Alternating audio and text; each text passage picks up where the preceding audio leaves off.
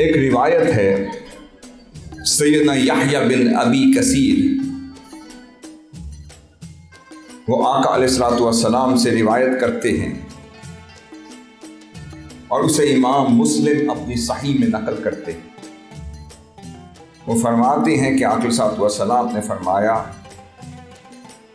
لا یستطاع العلم براحۃ الجسم، کہ جو علم ہے وہ آرام طلبی سے حاصل نہیں کیا جا سکتا۔ ایک اور روایت میں براحۃ الجسد بھی آیا ہے، آرام طلبی اور علم کا آپس میں کوئی جوڑ نہیں۔ آقا علیہ الصلوۃ والسلام نے فرمایا میراث العلم خیر من الذهب، کہ جو علم کی میراث ہے وہ سونے اور چاندی سے بڑھ کر ہے۔ والنفس الصالحۃ خیر من اللؤلؤ، اور جو صالح نفس ہے وہ زمرد، یاقوت، مرجان سے بھی بڑھ کر قیمتی ہوتا ہے۔ ولا یستطاع العلم براحۃ الجسد، کہ علم جو ہے، جو موتی ہے، جو زمرد ہے، جو ہیرے، سونے اور چاندی سے بھی بڑھ کر قیمتی ہے،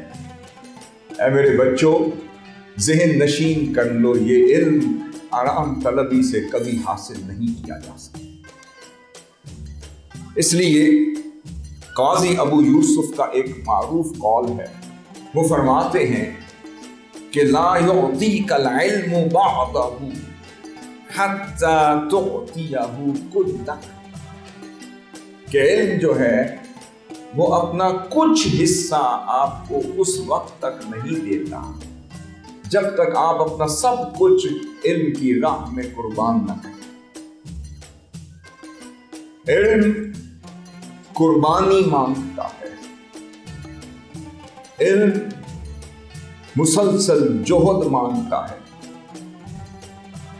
علم اپنی ذات، اپنی صفات، اپنے مقام،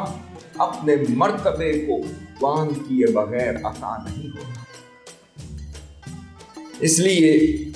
سیدنا معاذ بن جبل کی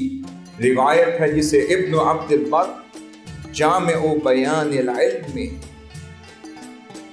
نقل فرماتے ہیں کہ آقا علیہ الصلوۃ والسلام نے فرمایا کہ تعلموا العلم فإن تعلمه للہ خشیہ، علم حاصل کرو کیونکہ اللہ کی رضا کے لیے علم کا حصول خشیت الہی، وطلبہ عبادت، اور اس کا طلب کرنا عبادت ہے، ومذاکرتہ تسبیح، اور علم کا مذاکرہ کرنا خدا کے حضور تسبیح ہے، تحلیل ہے، والبحث عنہ جہاد، اور اس کے لیے جد و جہد کرتے رہنا جہاد ہے، وَتَعْلِيمَهُ لِمَنْ لَا يَعْلَمُهُ صَدَقَةٌ، اور اس شخص تک اس علم کے زیور کو پہنچانا جو ابھی عالم نہیں بنا، جو ابھی مراحل علم سے گزر رہا ہے، جو طلب علم کی جستجو سے منور ہے، اس تک اس علم کے نور کو پہنچانا اور اس کے قلب کو، اس کے ذہن کو، اس کی فکر کو، اس کے ظاہر کو، اس کے باطن کو علم کے نور سے چمکانا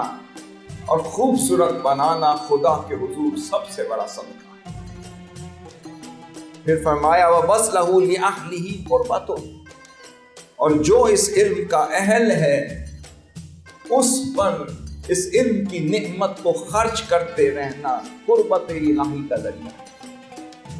پھر فرمایا لِأَنَّهُ مَعَالِمُ الْحَلَالِ وَالْحَرَامِ،